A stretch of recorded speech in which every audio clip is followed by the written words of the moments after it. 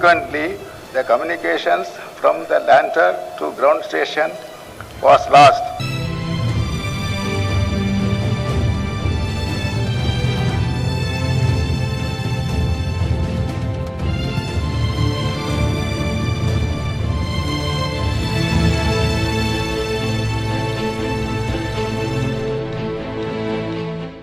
சந்திரயான் 2 திட்டத்தில் இடம்பெற்றிருந்த விக்ரம் லேண்டர் தரை இறங்கவில்லை என்ற செய்தி இஸ்ரோ விஞ்ஞானிகளை மட்டுமல்ல, கோடிக்கணக்கான இந்தியர்களையும் கவலையில் ஆழ்த்திவிட்டது.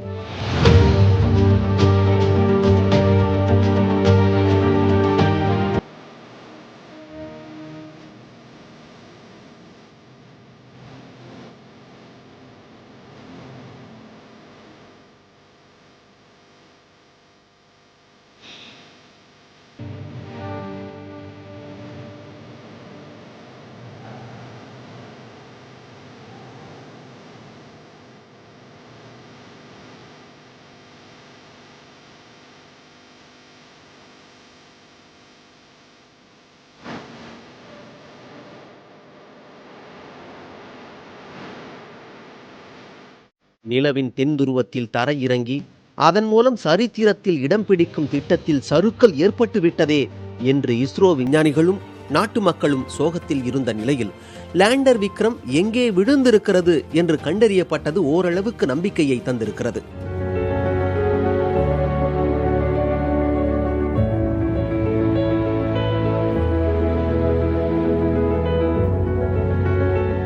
விக்ரம் லேண்டரின் இருப்பிடம் தெரிந்துவிட்டாலும் அதனிடமிருந்து இதுவரை சிக்னல்கள் கிடைக்கப்பெறாமல் இருக்கிறது. விக்ரம் லேண்டரிடம் இருந்து சிக்னல்களை பெற இஸ்ரோ பல்வேறு முயற்சிகளில் ஈடுபட்டு வருகிறது. விக்ரம் லேண்டர் திட்டமிட்டபடி தரை இறங்காவிட்டாலும் அதனுடன் அனுப்பப்பட்ட ஆர்பிட்டர் துல்லியமான முறையில் நிலவை சுற்றி வருகிறது. இதில் உள்ள 8 சோதனை கருவிகளும் நல்ல முறையில் செயல்பட்டு வருகின்றன. இதில் உள்ள அதிநவீன கேமரா மூலம் விக்ரம் லேண்டரின் படங்கள் பல்வேறு கோணங்களில் எடுக்கப்பட்டு ஆராயப்பட்டு வருகின்றன. பெங்களூருவில் உள்ள தரை கட்டுப்பாடு மையத்தில் இருந்து தொடர்ச்சியாக கடந்த சனிக்கிழமை முதல் விக்ரம் லேண்டருக்கு சிக்னல்கள் அனுப்பப்பட்டு வருகின்றன. ஆனால் இதுவரை விக்ரம் லேண்டர் இதற்கு எதிர்வினை ஆற்றாமல் அமைதி காக்கிறது. விக்ரம் லேண்டரில் 3 டிரான்ஸ்பாண்டர்கள், ஒரு கூம்பு வடிவ ஆண்டனா இருக்கிறது. இதன் மூலம்தான் லேண்டர் சிக்னல்களை தரை கட்டுப்பாட்டு நிலையத்துடன் பரிமாறிக்கொள்ளும். ஆனால் கடந்த 4 நாள்களாக இவை செயல்படாமல் இருக்கின்றன. இந்த கருவிகள் சேதமடைந்து விட்டனவா அல்லது நல்ல நிலையில் இருக்கின்றனவா என்று இன்னும் இஸ்ரோவிற்கு தெரியவில்லை. அதே சமயம் இந்த கருவிகள் செயல்பட மின்னாற்றல் மிகவும் அவசியமாக உள்ளது. விக்ரம் லேண்டரில் வெளிப்புறமாக சூரிய தகடுகள் அமைக்கப்பட்டுள்ளன. திட்டமிட்டபடி லேண்டர் தரையிறங்கி இருந்தால் சூரிய தகடுகள் மூலம் அது இயங்கி இருக்கும். ஆனால் தற்போது மின்சாரத்தை லேண்டர் உற்பத்தி செய்கிறதா என்று தெரியவில்லை. ஒருவேளை நிலவின் தரையில் லேண்டர் வேகமாக மோதி இருப்பதால் இந்த பாகங்கள் உடைந்து விட்டதா என்ற கேள்வியும் எழுந்திருக்கிறது.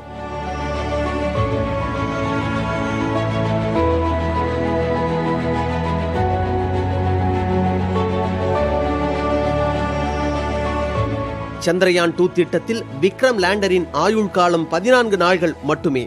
தற்போது நிலவில் பகல் பொழுது நிலவும் நிலையில் வரும் 21ஆம் தேதி முதல் 14 நாள்களுக்கு இரவு பொழுது தொடங்கிவிடும். இந்த சமயத்தில் நிலாவில் -170 டிகிரி என்ற கடும் குளிர் நிலவும். இதனால் லேண்டரில் உள்ள மின்னணு பாகங்கள் செயல் இழந்துவிடும் நிலை ஏற்படும். எனவே தற்போது பகல் காலம் இருக்கும் போதே, அதாவது வரும் 21ஆம் தேதிக்கு முன்னரே லேண்டரை எப்படியாவது தொடர்பு கொண்டு விட வேண்டும் என விஞ்ஞானிகள் மும்முரமாக பணியாற்றி வருகிறார்கள். ஒருவேளை லேண்டர் முழுவதும் சேதமடைந்து விட்டது தெரிய வந்தால் சிக்னல் அனுப்பப்படுவது நிறுத்தப்படும் என்கிறார்கள் விஞ்ஞானிகள்.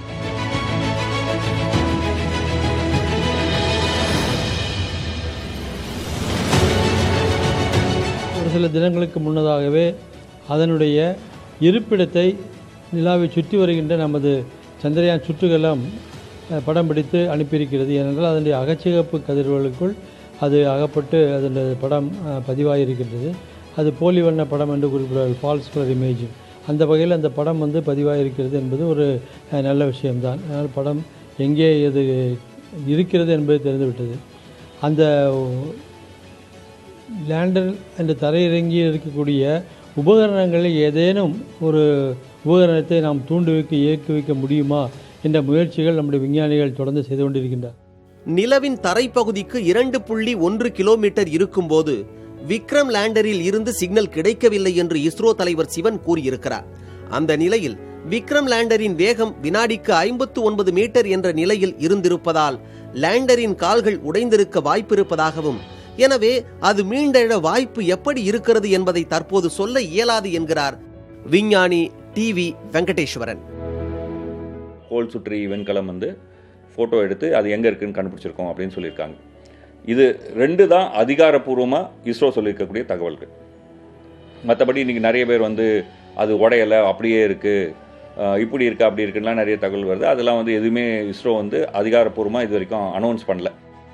லேண்டரில் உள்ள 4 திரவ என்ஜின்கள் செப்டம்பர் மாதம் 3ஆம் தேதி 4 வினாடிகள் மட்டுமே சரியாக இயங்குகிறதா என சோதிக்கப்பட்டது. தற்போது மீண்டும் தொடர்பு கொண்டு அதன் இருப்பிடத்தை சற்று மாற்றி வைக்க முடியுமா என்று ஆராயப்பட்டு வருகிறது. ஒன்று, இந்த சுற்றுகளில் இருந்து அதனுடைய தகவல் தொடர்பு சாதனங்களை இயக்குவிப்பதற்கான ஒரு முயற்சி.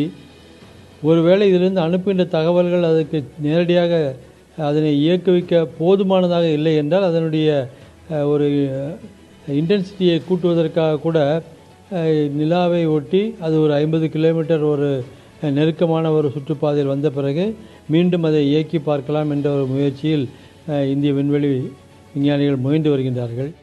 நிலவின் தென் துருவம் தட்டையானது. 4 முதல் 5 கிலோமீட்டர் ஆழத்திற்கு பள்ளங்கள் உள்ள பகுதியில் சில இடங்களில் மட்டுமே சமதளம் இருக்கிறது. கடைசி நேரத்தில் இஸ்ரோவின் கடும் முயற்சிகளால் தான் ஏற்கனவே திட்டமிடப்பட்ட இடத்திலிருந்து 500 மீட்டர் அருகில் லேண்டர் விழுந்திருக்கிறது. செப்டம்பர் 2ஆம் தேதி நிலவில் லேண்டர் தரை இறங்கும் போது ஒரு இடத்தில் தலைகீழாக லேண்டர் திரும்பியதே சிக்கலுக்கு காரணம் என்கிறார் விஞ்ஞானி வெங்கடேஸ்வரன்.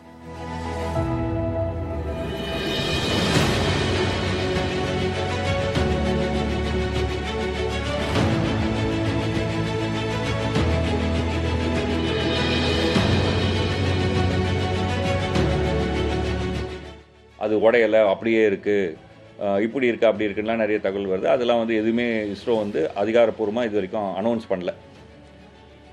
வேறு சில செய்திகளும் இஸ்ரோலேருந்து நமக்கு தெரியும். அதாவது செப்டம்பர் 7ஆம் தேதி கண்ட்ரோல் ரூமில் இருந்த அந்த பேனல், நிறைய பேனல் இருந்தது இல்லையா, அந்த டிஃப்ரெண்ட் பேனலில் அந்த பல்வேறு பேனல்களில் நிறைய அறிவியல் தகவல்கள் இருக்குது அந்த விண்கலத்தை பற்றி. அதில் இருக்கிற ஒரு தகவல் நம்ம எல்லோரும் நிறைய பேர் பார்த்துருப்போம். அந்த கோடு மாதிரி ஒரு க்ரீன் கலர் புள்ளி மாதிரி அப்படியே போய் க்ரீன் கலர் கோடு அப்படியே வரும். அந்த விண்கலம் கீழே இறங்குறது எந்த பாத்தில் அது இறங்கியிருக்கணுமோ அது சிவப்பு கலரில் இருக்கும். இந்த விண்கலம் இறங்கிய பாதை பார்த்திங்கன்னா க்ரீன் கலரில் இருக்கும். அதில் பார்த்திங்கன்னா 2 இடத்துல விலகி இருக்கும்.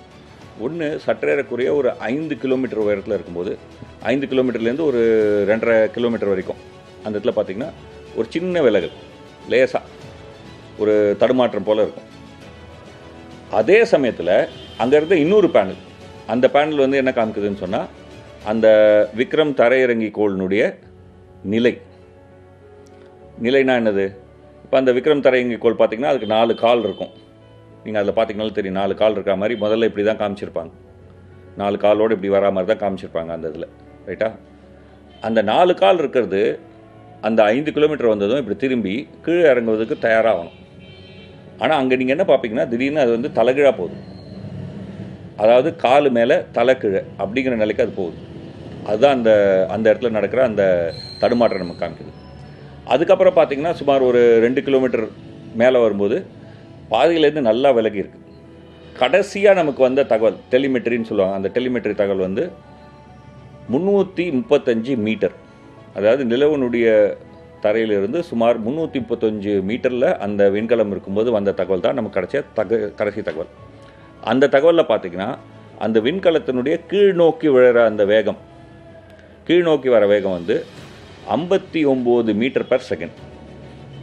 59 மீட்டர் பர் செகண்டில் நிலவில் புவியீர்ப்பு சக்தி கம்மி தான் இந்த பூமியை கம்பேர் பண்ணும்போது.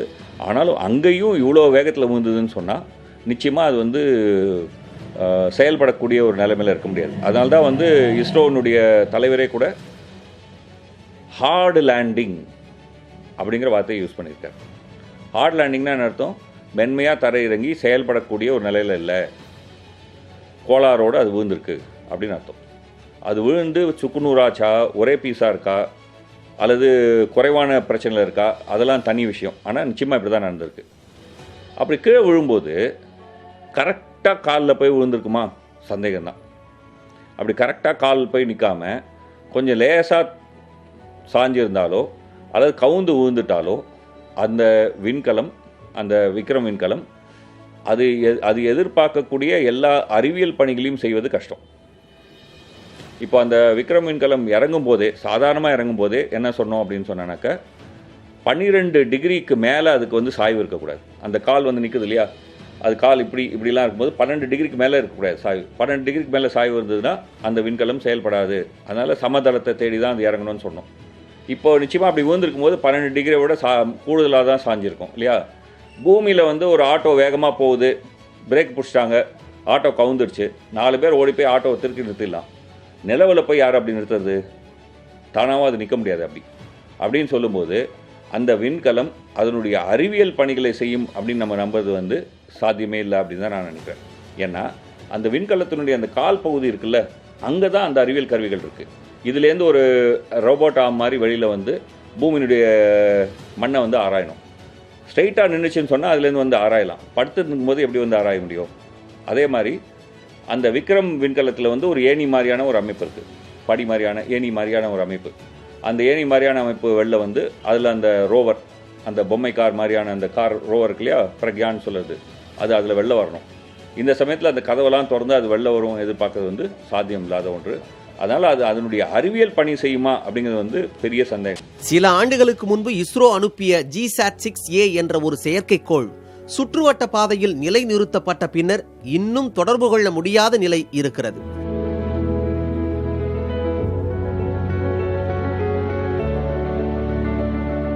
செயற்கைக்கோள் அல்லது விண்கலத்தோட நம்மளுடைய செய்தி தொடர்பு அறுந்து போச்சு அப்படின்னு சொன்னாக்கா அந்த விண்வெளித்துறை வந்து சரி போயிடுச்சுப்பா அப்படின்னு சொல்லி சும்மா இருந்துட மாட்டாங்க. தொடர்ந்து முயற்சி பண்ணிகிட்டே இருப்பாங்க.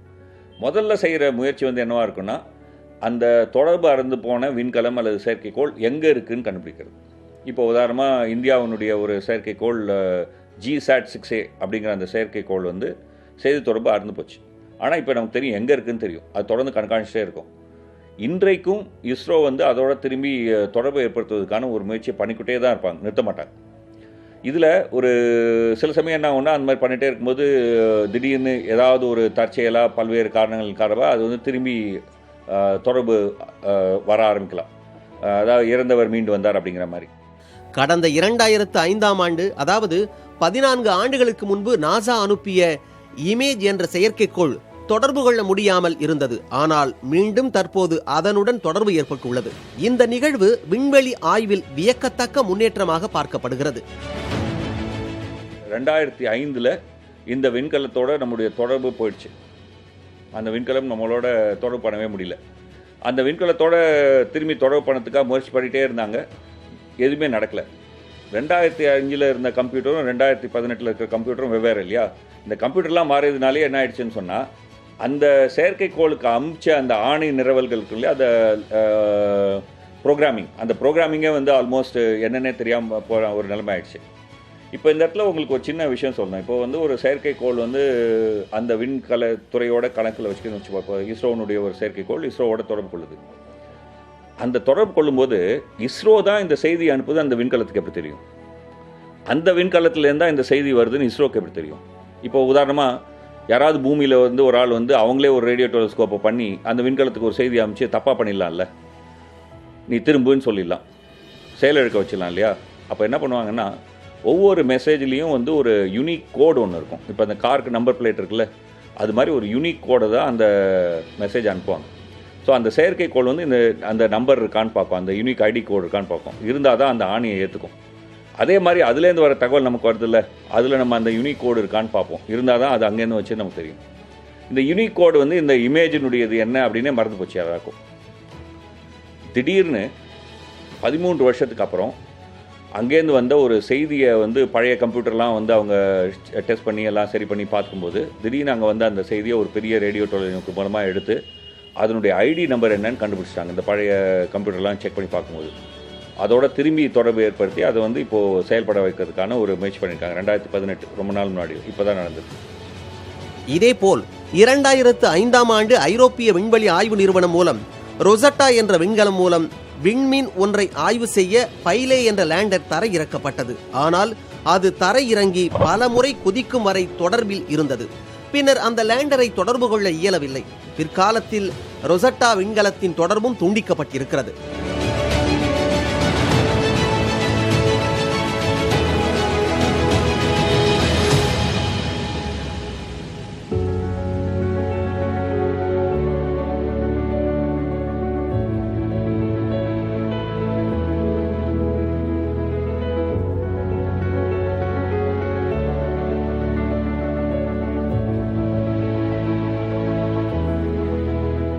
தரையிறங்கி போன்ற உபகரணங்கள் வேற்று கிரகங்களில் இறங்கிய பிறகு அதனுடைய தகவல் தொடர்பை இழந்த நிலை என்று பார்க்கின்ற பொழுது நம்முடைய பார்வையில் ஒரு குறிப்பாக ஒரே ஒரு செய்தி படுகின்றது. அது ஐரோப்பிய விண்வெளி கழகம் ஒரு வால் நட்சத்திரத்திற்கு அனுப்பிய ஒரு ரோசட்டா என்கின்ற ஒரு விண்கலம். அந்த ஏறத்தாழ ஒரு 15 ஆண்டுகளுக்கு முன்னால் 2004ஆம் ஆண்டில் அத்தகைய ஒரு விண்கலம் அந்த வால் விண்மீன் நோக்கி அனுப்பப்பட்டது. அதில் சென்று இறங்குவதற்காக ஃபைலியே என்ற ஒரு தரையிறங்கி உபகரணமும் நம்முடைய விக்ரம் போலவே அதிலும் வைத்து அனுப்பப்பட்டிருந்தது. ஆனால் அந்த தரையிறங்கி விண்கலம் அதிலிருந்து இறங்கிய வரை இந்த ரோசட்டா சுற்றுகலம் அதனை படம் பிடித்திருக்கின்றது.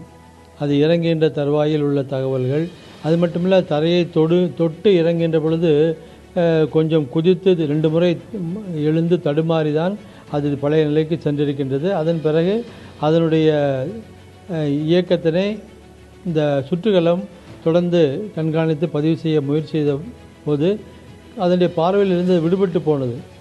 ஆனால் தகவல்கள் என்ன தெரியவில்லை என்று விஞ்ஞானிகள் எல்லாம் முயற்சி செய்து கொண்டிருந்த பொழுது ஏறத்தாழ ஒரு குறிப்பிட்ட தினத்தில், அதாவது இது வால் விண்மீன் என்பதனால் அந்த வால் விண்மீன் கூட உள்ளபடியே முதல் முறையாக ஒரு வால் விண்மீனில் ஒரு தரையிறங்கி உபகரணத்தை இறக்கிய ஒரு விண்கலமாக அந்த ரோசட்டா விண்கலம் இருக்கின்றது. அந்த விண்கலமும் அந்த வால் விண்மீன் சூரியனுடைய ஒரு சுற்றுப்பாதையில், அது சூரியனுக்கும் வியாழன் கிரகத்திற்குமாக ஒரு வட்டப்பாதையை நோக்கி அது இயங்கி கொண்டிருக்கின்றது. அத்தகைய ஒரு சூழ்நிலையில் சூரியனுக்கு சற்று அருகில் சென்ற பொழுது இந்த வால் நட்சத்திரத்தினுடைய தலைப்பாகத்தில் இருக்கக்கூடிய பனிக்கட்டிகள், அதுதான் பொதுவாக இறங்க வேண்டிய தரை, அந்த தரையில் ஏற்பட்ட சில வெப்பம் அல்லது கதகதப்பு காரணமாக என்னவோ அந்த ஃபைலே என்கின்ற அந்த தரையிறங்கி வாகனத்தில் இருந்து சில சமிக்கைகள் இந்த ரோசட்டா விண்கலத்திற்கு வந்திருக்கின்றன. அந்த வகையில் தான் அந்த தகவல்கள் பெறப்பட்டிருக்கின்றன.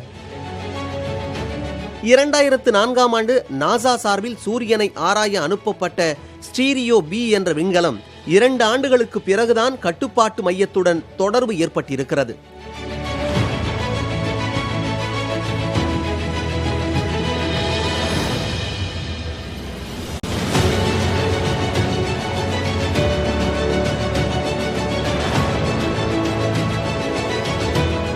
ஸ்டீரியோ பி அப்படின்னு சொல்லக்கூடிய ஒரு நாசாவுடைய விண்கலம், சூரியனை ஆய்வதற்காக அமைச்ச ஒரு விண்கலம். அந்த விண்கலம் வந்து இப்போ இங்கே பூமி இருக்குன்னா இதுதான் சூரியன் சொன்னால் அந்த விண்கலம் வந்து இந்த பக்கம் இருக்கும், அதாவது பூமிக்கு எதிர்பக்கமாக இருக்கும். சூரியனை வந்து பார்த்து நமக்கு தகவல் தரும்.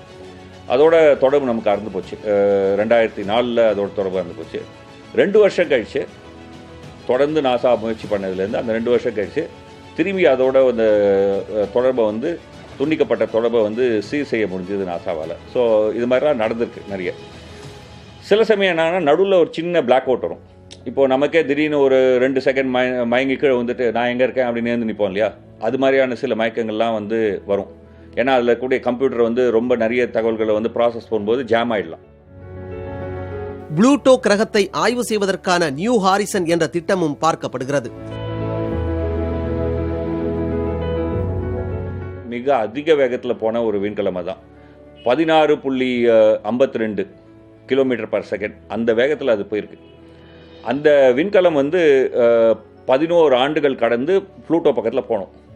ப்ளூட்டோ பக்கத்தில் போகிறதுக்கு ஜஸ்ட்டு ஒரு 1 hour பிஃபோர் அதனுடைய செய்தி தொடர்பு கட் ஆயிடுச்சு. ஸோ எல்லாம் நினச்சிட்டாங்க ஐயோ போச்சு எல்லாம் போச்சு அப்படின்னு.